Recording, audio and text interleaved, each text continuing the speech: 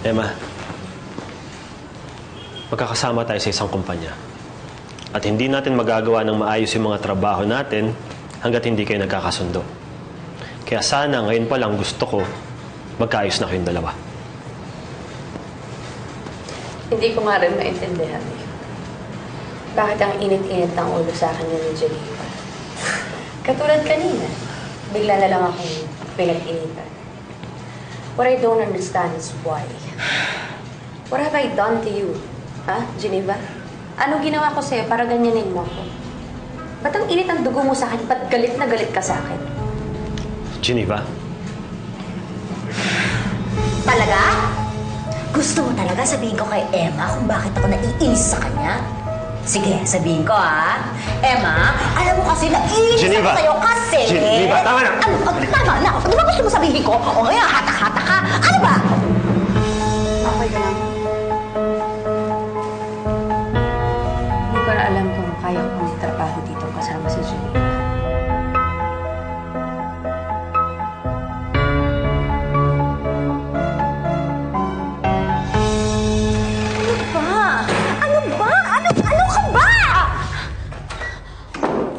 Sige. Ngayon, sabihin mo sa akin yung gusto mong sabihin kanina. Do you really want to know kung bakit ako nagkakaganito? Dahil nagsiselos ako! Nagsiselos ako dahil kahit may nangyari na sa atin, si Emma pa rin ang gusto mo! God, Geneva.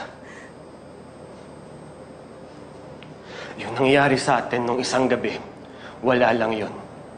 Aksidente lang yun. Hindi nga dapat nangyari yun eh. Anong wala lang yun? Anong aksidente lang yun? Hindi mo ba nakikita? Angelo, gusto kita. At kung gusto mo, na huwag malaman ni Emma yung nangyari sa ating dalawa, kung ano yung meron tayo, itutuloy lang natin yun, ha? Geneva, I'm sorry. Okay?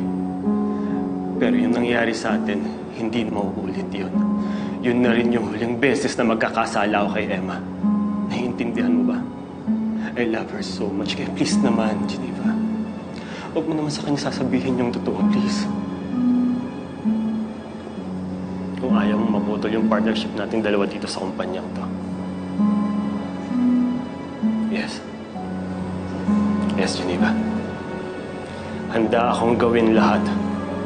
Huwag lang kami magkahiwalay na Emma. Lahat. I won't let anyone hurt her. Kahit na ikaw pa. Kaya please naman, Geneva. Please. Huwag mo na siyang idamay sa galit mo. Kalimutan mo na siya. Really? Baka nakakalimutan mo. Because of me, nagkaroon ng posibilidad na makapartner ninyo si Mr. Sato. At kayang-kaya ko rin gawa ng paraan para hindi matuloy yun.